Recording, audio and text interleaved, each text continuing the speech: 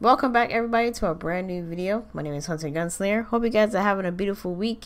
Hope you guys are having a beautiful day.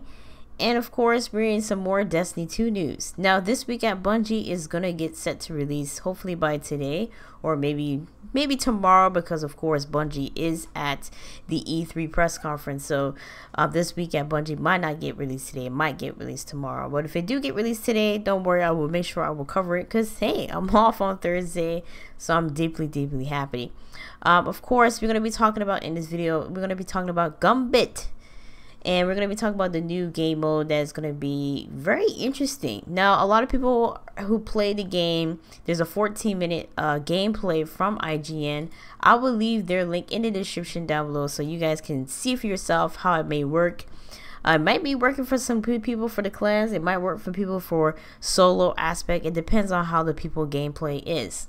Now, I came across an article that I will leave in the description down below. Anything that I discuss, I will leave in the description down below. It says, in Destiny 2 Forsaken, Gambit mode power level matters in PvP. Now, anybody can play this game mode at any level, but if you're going to go against the PvP players, their light level might be a little bit more powerful than you, and they might annihilate you much quicker than the enemy that you're going against. So it doesn't really matter what light level you go in to this game mode, because the enemies, you're going to be fine against the enemies.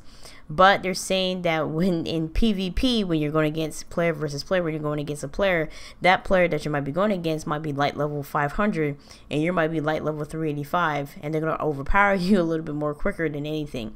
Now, they did say that a lot of these power levels going to matter in the future of Destiny 2, along with the Iron Banner and Trials of 9.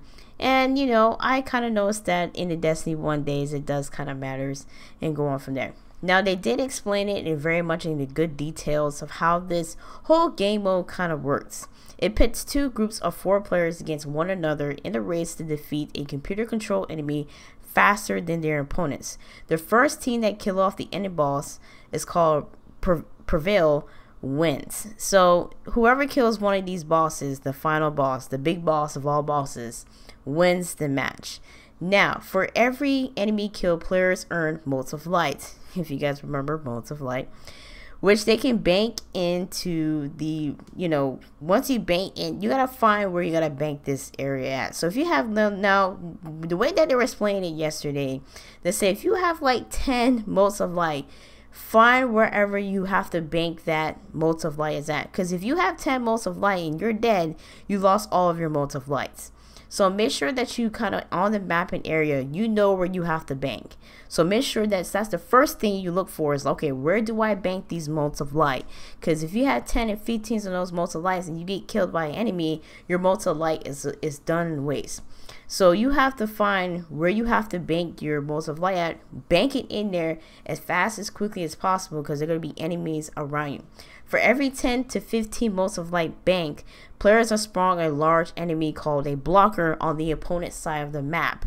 When player bank 25 of motes, a portal will open, allowing one member of your fire team, make sure that person that's a member of your fire team is a good PvP player, will invade the other side, and that's when PvP phrases happens and the Gambit begins. So that's like, it kind of like a World Rumble. It's like a battle royale if it looks like a battle royale if you kind of think about it, but it's not really a battle royale because it's not like the last man standing. But it kind of reminds me of that a little bit. It's like a little Destiny battle royale for us. So I know I'm taking a long pause on this, but I'm just saying, for people who likes PvP, for people who likes to win, make sure that whoever you're playing with is a good PvP player in order for that person to invade. Only one person can invade and have to take out 4 opponents. So make sure whoever you got knows what they're doing. Now it says, Lars, when he was talking, our goal are that with power against PvE combatants, Gambit is an evergreen experience, says Bungie designer lead on Gambit.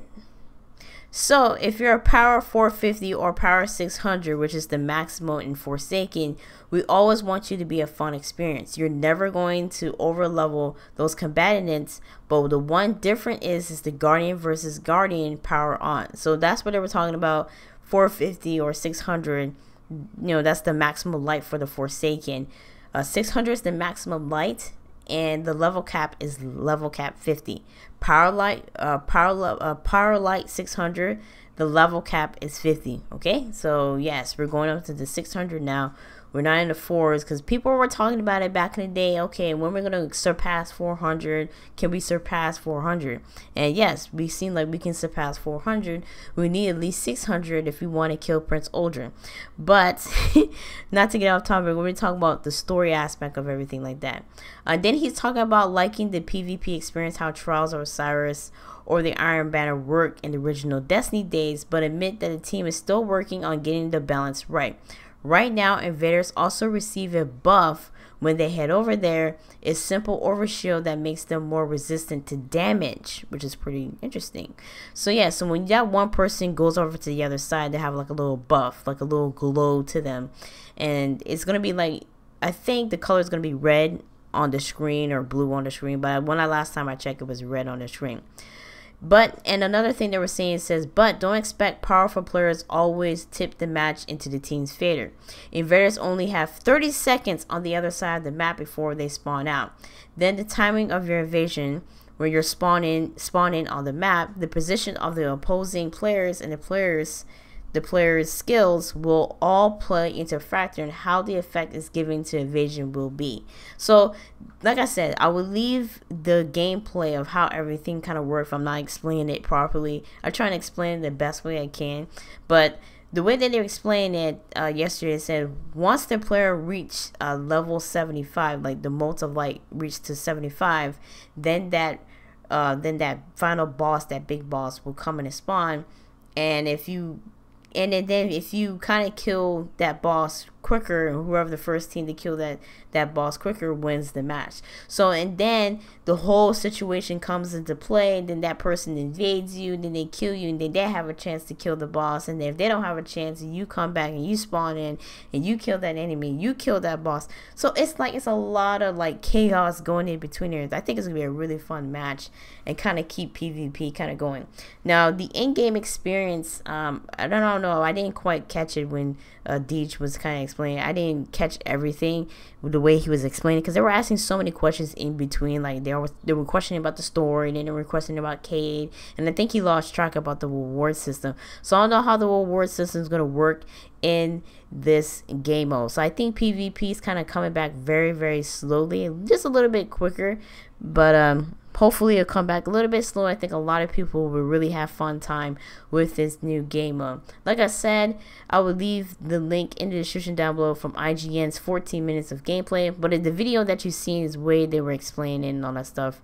So they put out a lot of video gameplays for the past couple of weeks, and not past couple of weeks, but the past couple of days, and all that good stuff. Let me know in the comment section down below what you guys think about this new game mode. Do you think it's a really game mode that could really help PvP on that aspect? Do you think it's going to be a fun game mode? I think it's going to be a really, really fun game mode. I can really see it doing really well.